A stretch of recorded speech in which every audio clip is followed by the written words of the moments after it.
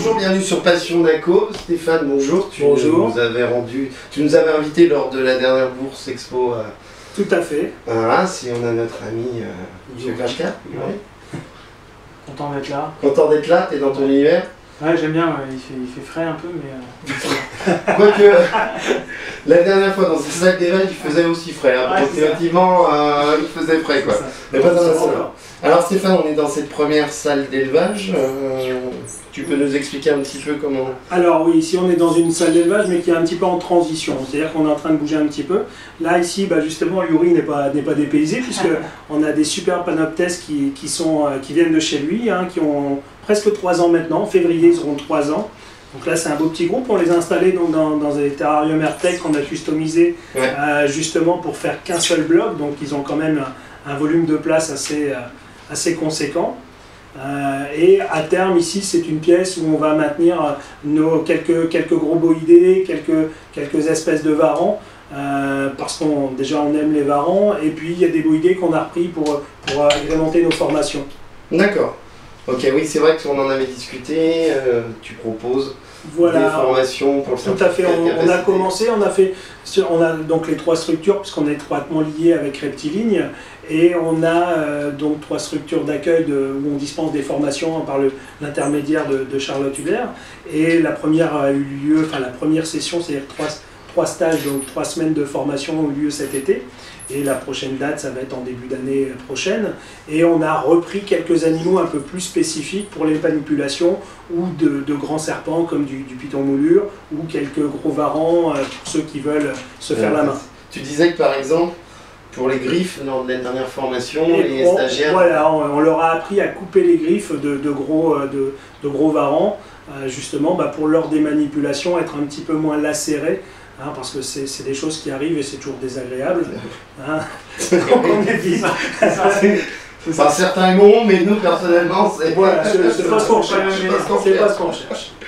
Ok, d'accord. Là, il y a des pogonades. Voilà, donc ça, c'est les pogonades à terme, vous ne les retrouverez plus dans cette pièce, puisqu'ils vont descendre dans l'autre salle, qui sont vraiment, parce que là, ce sont des pogonades qui sont destinés à la vente. Donc on les maintient dans des volumes différents en fonction du nombre d'individus et leur taille.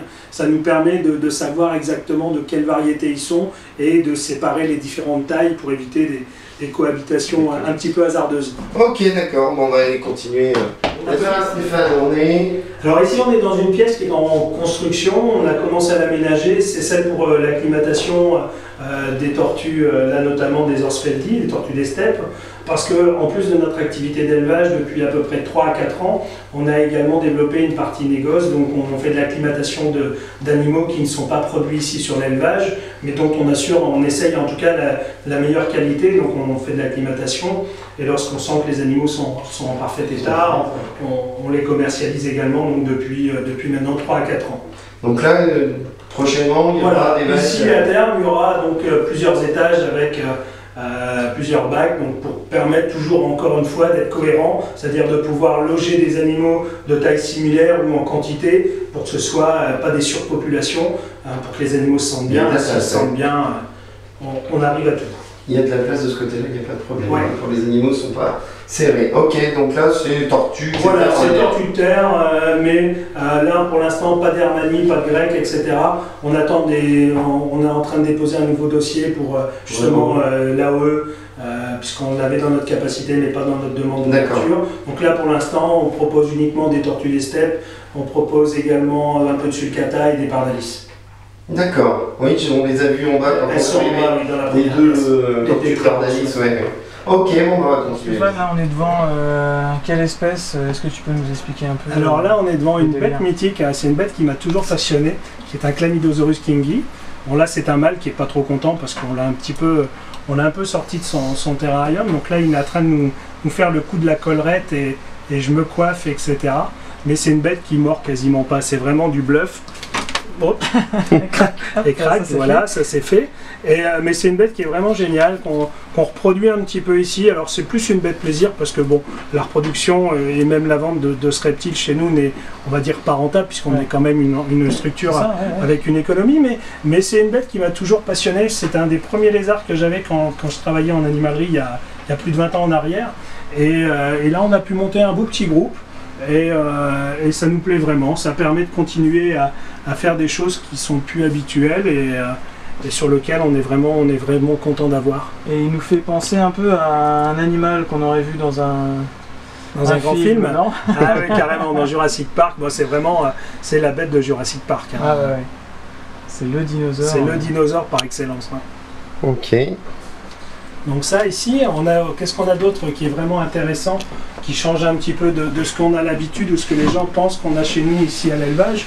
On a donc des petits varans bécaris. Hein.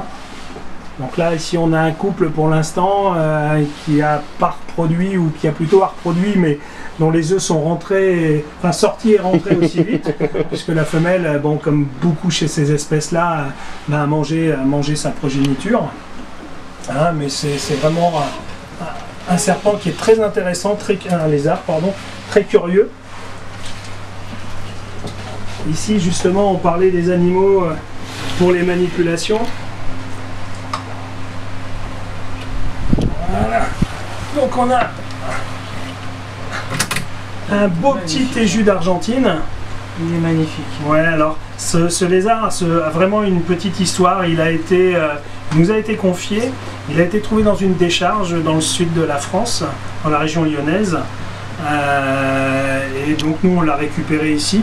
Bon, c'est une bête, non pas, je pense pas que les gens ont voulu s'en séparer spécialement, peut-être qu'elle s'est tout simplement sauvée, mais quoi qu'il en soit, on l'a récupéré et bon, il a bien repris, Oui, on voit qu'il est en bonne... Il est pas malheureux. En bonne santé. Voilà. Ok, super. Oui, donc il a été retrouvé dans le sud de la France, dans une décharge, c'est ça que tu disais? C'est ça, tout à fait, ouais. Et comme quoi ces animaux-là peuvent survivre, on ne sait pas combien de temps il a passé dans cette décharge, un hiver ou pas. L'avantage de la région lyonnaise et dans les décharges, c'est qu'ils ont quand même un climat qui peut être assez proche du leur et ils arrivent à subsister. Alors c'est pas l'idéal bien sûr, ouais. Mais je pense qu'il sera quand même mieux ici sur le long terme. Après, qu'est-ce qu'on a encore d'intéressant? Donc ici on est quand même dans la pièce aux lézards, donc on a tous nos petits groupes de gecko léopards, hein, puisqu'on reproduit quand même pas mal de gecko léopards tout le long de l'année, enfin pendant la saison surtout. Hein, donc généralement un groupe constitué d'un mâle et 3 à 4 femelles en fonction des effectifs. D'accord, et là tu les mets en fonction des phases et puis... Voilà, c'est ça, c'est-à-dire qu'on les travaille soit pour améliorer une phase, ou en tout cas préserver les caractéristiques qu'elle a, soit pour en créer d'autres, puisqu'on travaille sur des hétérozygotes en fonction des nouveaux projets qu'on s'est fixés. Tu as aussi des hémitoconix? On a aussi quelques hémitoconix. Alors, hop. Donc ça, c'est vrai que c'est un petit peu plus récent. Super. Un délire. Ouais. Superbe. C'est vraiment génial.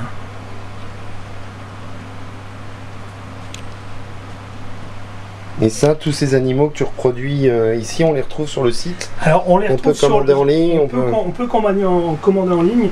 Alors malheureusement, et ça, bon, tous les clients qui nous suivent depuis de longues années savent que on est quand même pris par le travail, hein, on va le voir tout le long de la vidéo, on a quand même énormément d'animaux. Donc notre site n'est pas toujours à jour. Il l'est même plutôt rarement, donc les gens le savent, il ne faut pas hésiter à nous appeler, nous poser la question par mail ou en téléphonant, parce qu'on a souvent beaucoup de choses, alors que sur le site, malheureusement, et c'est pas faute d'y travailler, on n'est pas toujours à jour. C'est difficile de garder à jour les stocks d'animaux, de retour de bourse, de retirer du stock, etc. C'est assez compliqué. C'est un peu ce qui se passe en ce moment d'ailleurs, on est venu au bon moment. Ouais, là on est entre 2 salons et plus le travail de la semaine, donc bon, vous êtes toujours les bienvenus. Accessoirement, on est juste entre Béthune et deux petites bourses locales. Tout à fait. Mais non, c'est gentil de nous accueillir ici. Et puis qu'est-ce que... Alors ici, là pour nous c'était une première cette année, on va mieux les voir, la lumière s'est éteinte, mais hop, voilà, on a eu nos premiers bébés de 5 à langue bleue. Voilà, donc là on a quelque chose qui est assez intéressant, c'est nouveau pour nous. Et ceux-là, tu parlais qu'il y avait peut-être un... Alors ceux-là, normalement, ils sont porteurs d'une mutation. On le confirmera lorsqu'on reproduira les jeunes, qui est donc d'un paire d'une couleur naturelle, donc classique. Et d'une femelle dont je vais me méfier. Ah ouais. Un peu. Depuis qu'elle a fait ses jeunes, ouais, elle a un petit peu faim. Ouais. Alors, je vais poser le jeune. Donc cette femelle qui est un petit peu particulière. Tout à fait, ouais.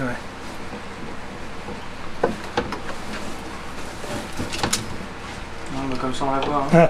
Oui, on la voit comme ça. Donc elle est hypo, caramel ou T positif, donc on ne sait pas exactement. Hein, plusieurs personnes m'ont donné des indications différentes, mais en tout cas elle est très intéressante et elle intéresse les gens qui aiment les 5 à langue bleue. Ok. Bon, bah parfait, on va continuer. Bon, bah Stéphane, on poursuit la visite avec Yuri. Oui. C'est la 27e pièce, je sais plus où on est. 27, 28, on compte plus. Ici, on est dans une pièce où on maintient des pitons Rhésus adultes et des bêtes qui sont en croissance chez nous, qui vont être soit des futurs reproducteurs, soit des bêtes qui sont là un petit peu en stand-by sur des nouveaux projets. Bon, beaucoup de maintenance par rack, hein, tout simplement. Voilà un petit piton Rhésus maintenu aussi simplement que possible, mais aussi efficacement que possible. T'as 2-3 bêtes à nous montrer Bien sûr. Donc, des bêtes qui n'ont rien à voir là avec les pitons Rhésus, mais des choses dont je suis assez fan. Peut-être un des rares fans d'ailleurs. Tout ce qui est donc les Pithiophyes. Je suis vraiment, c'est un serpent, une couleuvre que j'affectionne particulièrement. Qui malheureusement pour elle pâtit pas toujours d'une bonne réputation. Alors certes, elle est des fois un peu vigoureuse, elle peut souffler, se mettre en colère, mais ça reste un serpent qui est très intéressant, très actif, de bonne taille. Ça sont des jeunes qui ont 1 an et demi, hein, donc ça laisse présager un petit peu la carrure de l'animal. Et en termes de coloration, on a des choses qui sont des fois tout simplement bluffantes, hein, comme cette côté un peu ivory de l'animal, quoi. Superbement blanc, oui. Et au niveau taille, je sais que tu as des gros machins là-haut, énormes. L'année dernière, j'étais impressionné par la taille qu'ils avaient. Quelques gros Pithiophyes, ouais, c'est clair. Bah, ce sont des animaux que j'aime bien, et c'est marrant parce qu'on les vend énormément, mais plus en Allemagne. On a une grosse clientèle de Pithiophyes, enfin de gens qui nous achètent des Pithiophyes en Allemagne, parce qu'ils ont l'habitude d'avoir ce genre d'animal. Et ça nous pose, c'est vraiment quelque chose d'intéressant. Et bon, j'en ai plein d'autres. Hein. Après, toujours dans la même lignée, on a un cousin, le Dingy. Alors c'est marrant parce que c'est donc un Pithiophyes également, qui revient à la mode. Tout ce qui est serpent noir, on nous en demande beaucoup. Ah, voilà. Il souffle. Il souffle, hein, c'est un peu le comportement du Pithiophyes. D'accord. Et c'est vrai que les serpents tout noirs, comme même les Lampropeltis nigritus, on nous en demande beaucoup. Ça redevient entre guillemets à la mode, si on peut appeler ça une mode. Donc ils sont recherchés, un peu plus appréciés. Un peu plus appréciés, alors certainement lié à la coloration tout simple. Hein. Ouais, c'est ça. Une évolution dans la recherche de patterns et de couleurs. Qui est parti sur des couleurs un peu vives et puis qui revient peut-être sur... Donc là ici on a un autre boa, un black stripe, donc issu d'une souche qu'avec Nicolas Hussard on avait trouvé et prouvé génétiquement. Et là on a des animaux qui sont très proches quand même du boa léopard. Il y a quelques différences, alors après c'est compliqué de dire si c'était une souche assez similaire ou quelque chose de vraiment différent. Mais en tout cas, ce sont des boas qui sont magnifiques et on prend toujours un plaisir à les voir. Ils ont un arc-en-ciel de couleurs dès qu'on les met en luminosité naturelle, c'est vraiment exceptionnel. D'accord. Et puis pour finir, tu as 2 petits serpents. Là. Ah, ils sont magnifiques. Alors là, on a des boa constrictor, donc qui sont originaires du Suriname, qui sont déjà de belle taille. Hein, ce sont des animaux qui doivent peser à peu près une vingtaine de kilos, je pense, aujourd'hui. Je pense peut-être, on a eu pas mal d'accouplements, on va voir si la femelle est gravide. C'est des spécimens qui ont 10-11 ans, donc qui ont déjà atteint une belle maturité. Et c'est vrai que c'est des bêtes qu'on voit rarement malheureusement. j'espère qu'on en verra de plus en plus ou qu'on continuera à pouvoir en trouver. Ils sont particulièrement massifs. Ah ben c'est tout le boa constrictor constrictor, hein. C'est un serpent par rapport à l'impérator qui est un peu plus grand, mais c'est surtout qui est beaucoup plus massif. Ouais. Et quand on le pèse, enfin là ici on va la laisser tranquille parce que son état fait qu'on les manipule un minimum. Mais en tout cas, lorsqu'on les a dans les bras, on sent vraiment que c'est musculairement très très fort, très concentré, et c'est des bêtes très très costauds. Ok. Ben parfait, on continue. Ouais. Alors Stéphane, on est reparti. Alors oui, là ici on se trouve donc dans notre pièce des colubridés, un petit peu dans l'univers de Reptilis, c'est ce qui a fait un petit peu toute son histoire. Là ici on est sur un Californiae, qui va bientôt me mordre le doigt, qui est mon projet Joker. Alors ce projet est né vraiment d'une coup de chance au hasard, hein, au départ. Donc c'est que j'ai obtenu avec des Californiae chocolat et snow. Et j'ai eu ces animaux qui ont une dépigmentation très particulière et dont le trait se retransmet génétiquement, hein, dans simplement tout simple récessif. Et donc c'est vraiment, ça fait partie des coups de chance qu'on peut avoir de temps en temps chez soi. Là nous on l'a eu, donc on en est content. Et on a eu cette chance cette année, c'est que notre travail était apprécié. Et on a eu donc des jeunes qui sont partis aux États-Unis, qui est quand même la nation du Californiae, donc ça fait plaisir.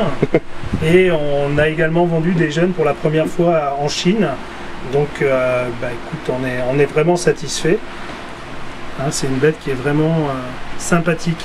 L'anecdote, pour ce premier spécimen qui est né, ça c'est mon tout premier. Quand il est né, j'ai cru qu'il avait de la vermiculite qui avait séché sur lui, qui rendait cet aspect un petit peu sale. Et je l'ai passé sous l'eau et je fais mince, il reste comme ça. Et j'ai dit bon c'est pas grave, de temps en temps on a déjà eu des cas où passer la première mue ils redeviennent normaux. Ouais. Et non, première mue il était toujours pareil. Et voilà, donc ça fait partie des petites étincelles qui animent un petit peu notre métier, notre passion quoi. Dans cette petite salle d'élevage et dans les quelques tiroirs qui la composent, petite note d'humour, tu as d'autres espèces à nous montrer? Bien sûr, on a des choses super intéressantes, on a tous nos projets Skyless qui sont en place maintenant depuis 7-8 ans. Projets qui n'auraient jamais vu le jour d'ailleurs sans notre ami Richard, on est un petit peu... Elle n'est pas contente. Voilà, on va la calmer. Hein, sans notre ami Richard Dijoux, qui est quand même la première personne à avoir eu de la Skyless chez lui, hein, et qui, par amitié, nous en a fait en premier note. Hein. Un petit peu... Voilà. Il faudrait juste le temps, peut-être qu'on ne l'avait pas averti. Et donc sans lui, ce projet-là n'aurait pas vu le jour. Et puis depuis 8 ans, on a travaillé sur énormément de combinaisons, de couleurs. Donc il a fallu prouver un petit peu à tout le monde que c'était bien quelque chose qui se reproduisait, qui fonctionnait. Et aujourd'hui, on a une collection assez conséquente en serpent des blés Skyless, hein, donc avec vraiment de très très beaux animaux. Mais on n'a pas que ça, hein. On a également, comme je le disais tout à l'heure, pas mal de gros colubridés. On a des Pithiophyes, ça on les aime bien. On va vous en montrer quelques-uns.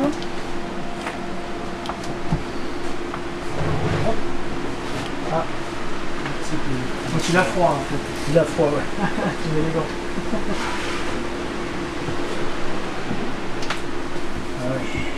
Voilà. Ici un des papas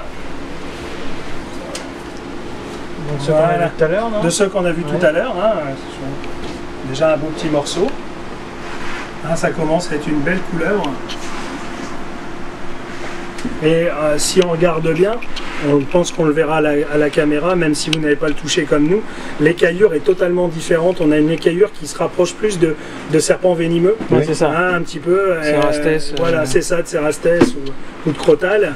Et on a un animal qui est ultra actif, qui est vraiment sans arrêt en déplacement, qui évolue super bien.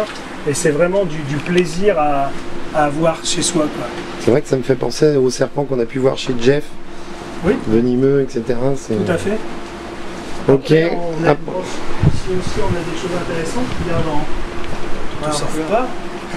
Me revoilà. Donc ici on est sur des Hondurensis, donc c'est pareil, c'est des animaux qui sont avec les sélections d'élevage ou en couleur. Hein, on a des bêtes qui sont quand même exceptionnelles. En tout cas moi ça fait partie des animaux qui m'ont fait rêver étant gamin ou quand j'ai démarré la terrariophilie. Et aujourd'hui, de les posséder, de pouvoir les reproduire et de travailler encore la sélection, c'est vraiment quelque chose de super excitant, quoi.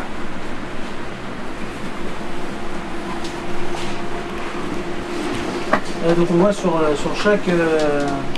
chaque bac une fiche de suivi. Voilà, sur chaque bac on a des fiches de suivi qui ont des informations qui sont juste les informations essentielles pour nous. On a sur une fiche à part donc le nom de l'animal, savoir si c'est le mâle 1, mâle 2, etc. Parce qu'après dans nos projets de reproduction ça a une importance. D'accord. Et on a surtout une fiche qui résume 3 ans de vie où on va peser les animaux 2 fois dans l'année. Au réveil de l'hibernation et avant la mise d'hibernation suivante. Ça nous permet de vérifier que les animaux sont dans le bon poids par rapport à la reproduction ou par rapport à la mise en hibernation et si la croissance est bonne ou si une fois adultes, ils maintiennent un poids de forme intéressant. Ça nous évite de mettre des femelles trop justes ou des mâles trop justes en reproduction ou en repos. Alors maintenant, il y a des cas ils ont toujours été forts. Mais tu vois là ce serait, je sais plus, il dirait un double strike ou je sais pas quoi. Moi je les ai tous appelés highway strike, mais ceux-là sont vraiment exceptionnels, quoi. C'est les futurs reproducteurs. On retrouve notre ami Rudy et Stéphane. Alors. On s'est absenté. C'est Yuri moi en fait. Yuri. Rudy n'est pas là, c'est les habitudes. Yuri c'est le mécano qui répare ta bagnole quand on sort de l'autoroute. Raconte, va au bout de ton histoire. Non, parce que pour venir ici, on s'est quand même juste sorti d'autoroute, la cause de la batterie qui s'est barrée de sa voiture. J'ai une voiture pourrie, hein, je l'assume, mais là je pensais qu'on allait y arriver jusqu'au bout quand même. Et ben non, on a été obligé de s'arrêter pour remettre la cosse en place. Voilà, et donc là j'étais en train de montrer à Yuri un projet qu'on est en train de garder qui est tout simplement un Lampropeltis californiae, mais en eye white avec un eye white stripe. Et c'est une bête qui est vraiment pour moi géniale parce que pour moi c'est la perfection, quoi. Elle est toute blanche avec cette ligne noire centrale. Très beau blanc. C'est vraiment exceptionnel, quoi. C'est tout simple, mais pour moi c'est vraiment c'est une bête que j'aime. Donc là on est dans une autre pièce d'élevage. Alors ici c'est pas tout à fait une pièce d'élevage, c'est plutôt une des 2 nurseries. On a 2 nurseries à l'élevage avec une capacité de loger des animaux individuellement. Il y a environ 6000 places individuelles. Donc là on est au mois de septembre, il y a combien d'animaux? Je crois qu'on doit être en serpent, on doit être dans les 7-8 000. D'accord. Parce qu'on a les dernières naissances qui commencent à avoir lieu, mais oui, on n'est pas loin. On est au maximum de notre capacité de logement, on va dire. Donc là, ici, les salons commencent, donc on va avoir cette régulation qui nous arrange bien. Et on verra les incubateurs après. On verra, bon, ils sont presque vides maintenant, mais... Ah, mais moi, c'est la taille de l'incubateur, c'est un truc de fou. Hein. Je suis jamais rentré dans un incubateur, à part ici. Là, voilà, on a quelques beaux animaux, des petits pitons Rhésus, bon, qui sont aujourd'hui devenus des choses classiques, mais qui, en tout cas, toujours pour mes yeux, me font grand plaisir. Là, on est sur une forme orange ghost.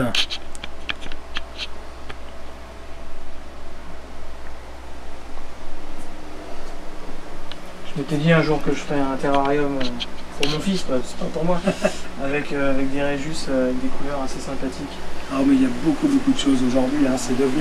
Le piton Rhésus c'est quelque chose d'incroyable parce que moi je me souviens quand on avait créé l'élevage, donc il y a 15 ans maintenant, des pitons Rhésus, on était 4-5 éleveurs à en reproduire un peu en France, et c'était déjà un miracle. Aujourd'hui, c'est des milliers de personnes qui en reproduisent. C'est devenu un serpent qui est né en captivité depuis plusieurs générations, donc il n'a plus ce problème d'acclimatation.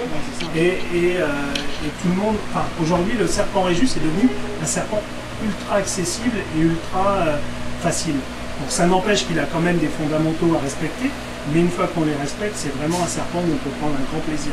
Je me souviens au tout début où j'ai fait de la terrario, J'avais trouvé chez Gilbert Jeune des livres de chez Philippe Gérard. Je lui avais écrit pour lui demander justement des bouquins sur les Régis et sur les buts. Et il m'avait répondu qu'il voulait bien me vendre le livre, c'était pas un problème, mais que pour le Régis, c'était peut-être pas forcément une bonne idée, puisque c'était souvent des animaux qui étaient difficiles, compliqués, etc. Et j'avais trouvé cette démarche super sympa, je l'ai vue il y a un petit peu de temps, mais je lui ai expliqué que c'était grâce à lui que j'avais vu le bon côté de la terrariophilie, quoi. Parce que c'était pas financier, ouais, je t'envoie les livres, je te dis rien, c'est bon, je t'en parle quand même. Ouais, non, c'est clair, ça c'est la bonne démarche.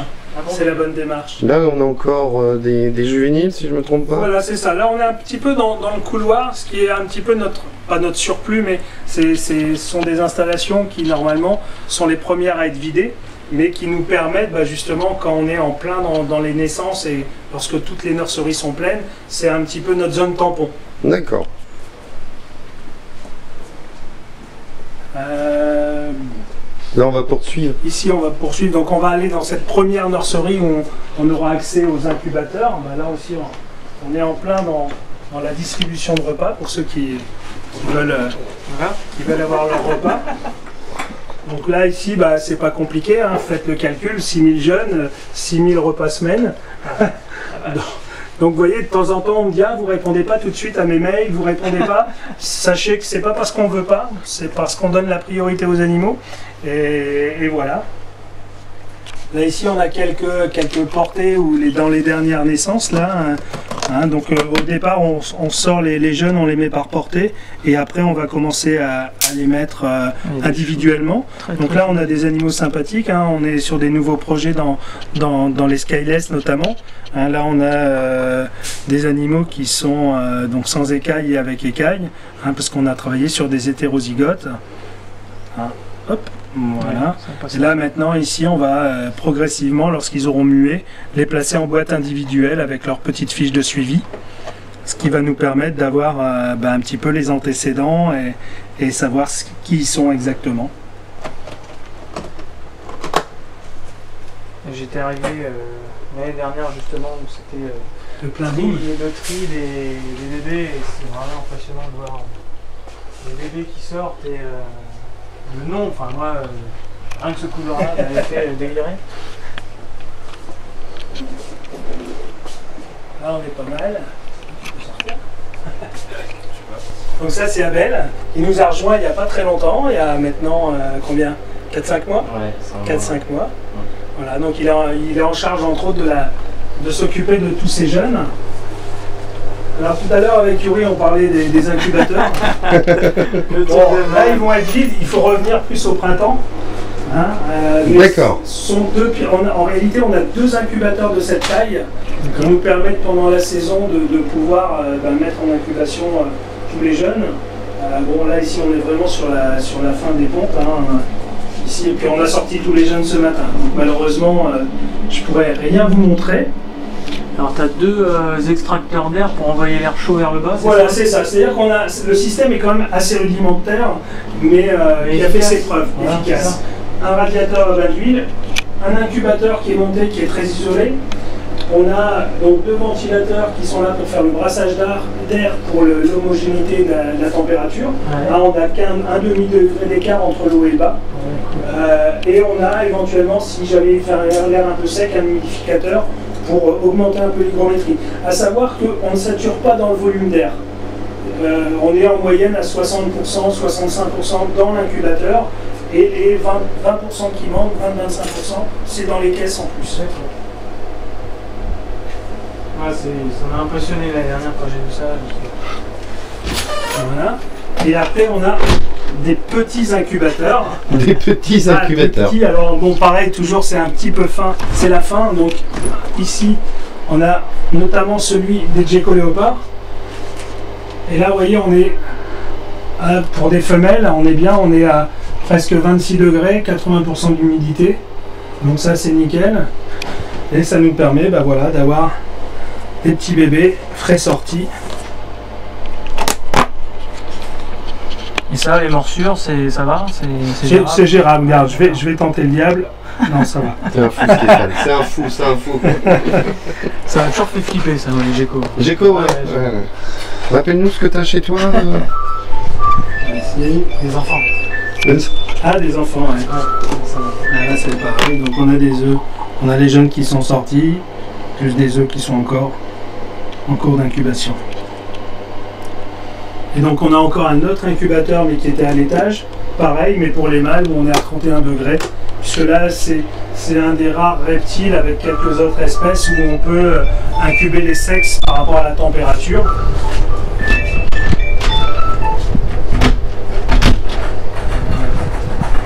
Bon, on va aller voir les tortues. Allez, on va aller voir les tortues. Allez. Ah si, on va quand même montrer le Pac-Man. Ah ouais. Ah oui, les Pac-Man. Les amis, les Pac-Man. Alors, oui, au poids, je sais que c'est elle. Ah ouais, à ce point-là. Elle est pas mal. Alors ça, c'est justement quand on parlait des enfants, Yuri, on a toujours un enfant qui dit « Ah papa, je veux garder, je veux garder ». Bon, il s'en occupe très peu, mais voilà, ça c'était une des Pac-Man que mon fils m'a fait garder il y a maintenant un peu plus de 2 ans. Qui est un beau petit morceau. Bien balèze. Elle mange sa souris toutes les semaines. Et bon, essayé de reproduire? Alors pas encore, on a un mâle qui est en train de grossir, parce que ça on pense que c'est une femelle. Ouais. On est presque sûr, et je pense qu'on va un de ces 4. Ça doit être sympa. On va essayer de le faire. Hein. On va essayer de le faire. Ça doit être très très sympa. Avec le risque quand même de faut surveiller quoi. Voilà, c'est à surveiller, mais bon, je pense que c'est totalement gérable. Donc toute l'activité du voilà, toute la, on fait son trou, après on fait son trou, on ne bouge plus. C'est pour ça que bon, les bacs n'ont pas spécialement besoin d'être grands, même si on pourrait toujours faire mieux, mais ça lui convient très bien. Et les geckos-toquets, ils sont... Alors, les toquets, ils sont où les toquets? Chez vous, c'est toquets. Alors, c'est... Bon, ouais. On va les trouver.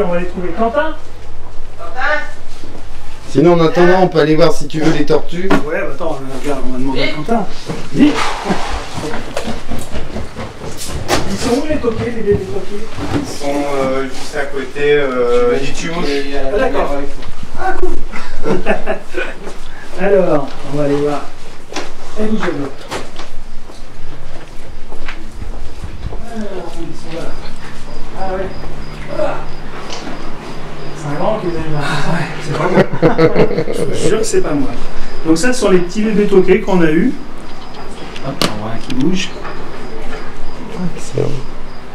Voilà, ce sont nos petits amis toquets qui ont maintenant 1 semaine.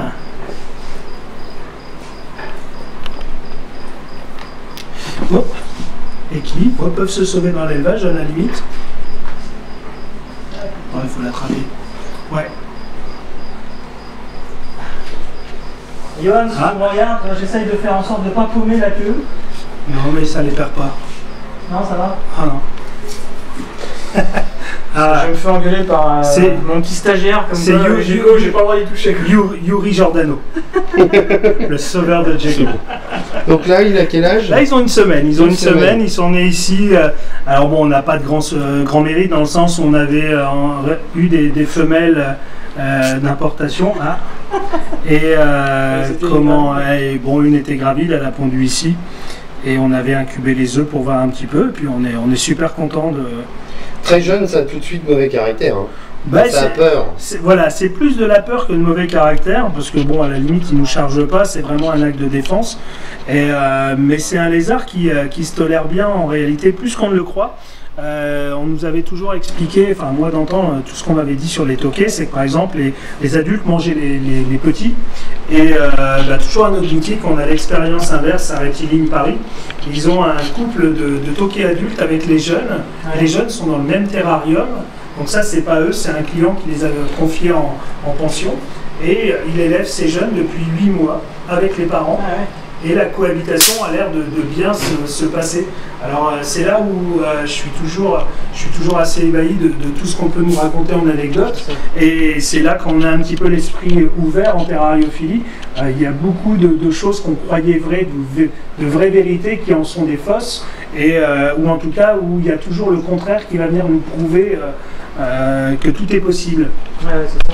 Et c'est ce que j'essaye d'expliquer et d'insuffler à toute l'équipe, c'est qu'on n'a pas la science infuse et qu'aujourd'hui, ce qu'on pense être vrai, demain on dira parce qu'on a appris des choses, parce que la technologie a changé, ça va être une autre méthode qui sera différente et qui sera aussi efficace, voire plus efficace, et garder l'esprit ouvert surtout. C'est pas dire non, nous on fait pas comme vous, donc vous avez tort. Non, non, c'est expliquez-nous comment vous faites et ça va peut-être nous faire avancer. Ça fait évoluer, ouais, c'est ça. Exactement. Le but c'est d'évoluer. Ça va pas garder ses secrets dans son coin. Voilà, c'est de pas garder les secrets, puis d'être ouvert aussi sur la manière différente que les gens peuvent élever leur reptile par rapport à ce que nous on fait. Et si ça peut faire améliorer notre système après, c'est toujours intéressant, cette discussion elle aura été fructueuse. Ouais. Ok, voilà. Donc là on est dans une salle où, si je suis au point, ce sont des tortues, si je ne me trompe pas. Ouais, tout à fait. J'ai révisé avant de venir. Donc là on a plusieurs espèces, là on a des Morénis, des Ocadia, qui sont des petites tortues chinoises. On a un peu plus grosses, des Pelomedusa, donc des tortues africaines.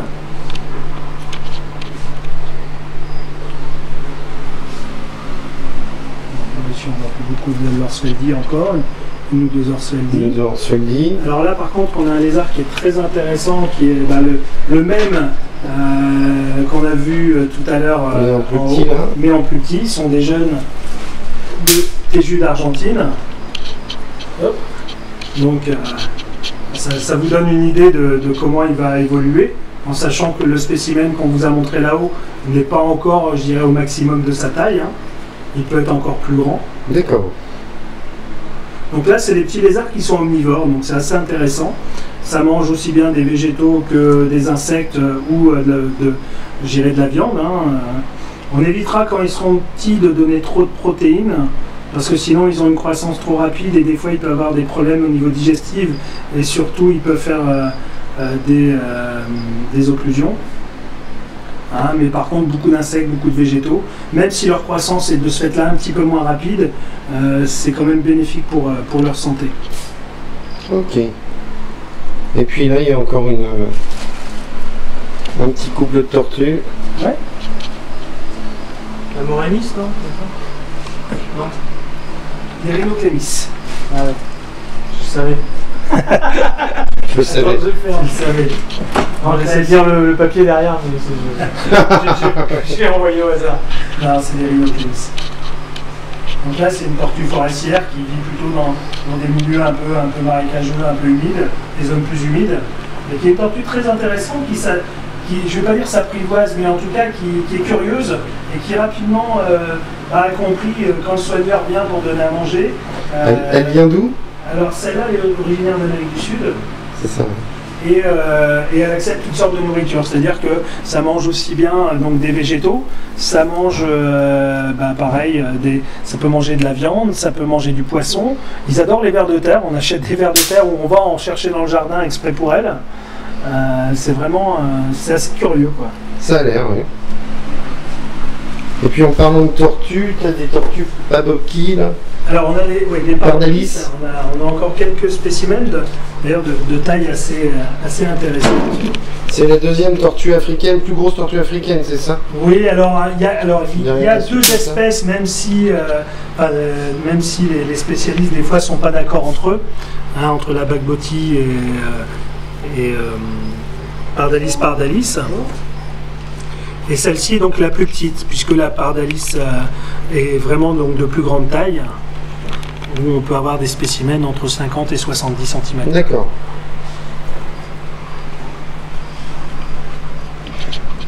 Et puis quelques pogonas. Et on a toujours quelques pogonas. Regarde les couleurs là. C'est magnifique. Alors, ici on a des animaux qui sont assez jolis, qui sont, regardez les yeux, des translucents. Bon.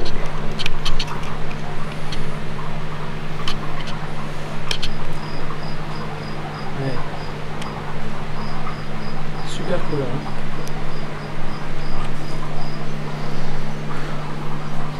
Je vais prendre un pins, hop, voilà. Yuri est décoré. C'est décoré du pogona d'honneur. Bon ben voilà, on a fait le tour du centre d'élevage. Donc il y a combien de reproductions? Tu avais déjà posé la question à Arras, mais... Alors en moyenne on tourne ici à peu près entre 5 et 7 000 animaux par an, donc de notre propre production. Et après donc on a tous les animaux de négoce, mais là c'est très variable en fonction des saisons et des opportunités. Reptilis, ça existe depuis? Depuis 1999, donc ça fait plus de 15 ans maintenant, on a notre 16e année. Et c'est une belle aventure. C'est une belle aventure, on a vu que tu as encore un petit peu de place pour t'étendre à l'étage. Il nous en reste un tout petit peu. Oui. De toute façon, s'il y a besoin, t'appelles Yuri, parce qu'il a repéré 2-3 espèces qui prendraient bien chez lui. Yuri, le petit mot de la fin? Le petit mot de la fin, super en visite, toujours aussi génial. Même si on tombe un jour où effectivement il y a du coco par terre, mais ça on travaille, on est en plein dedans. Donc, si c'était clean tout le temps, ça serait pas normal. Bah oui. Mais super, le Nord, les aventures. Les aventures, aujourd'hui ça fait les pannes sur l'autoroute, les entrées d'autoroute bouchées, etc. C'était l'aventure. Mon GPS pendant 15 minutes, mais alors ça fait prendre des toutes petites rues. Donc c'était l'aventure. En tout cas, merci Stéphane de cette invitation. Ben, merci à vous. Et puis donc, prochaine bourse, c'est Ham.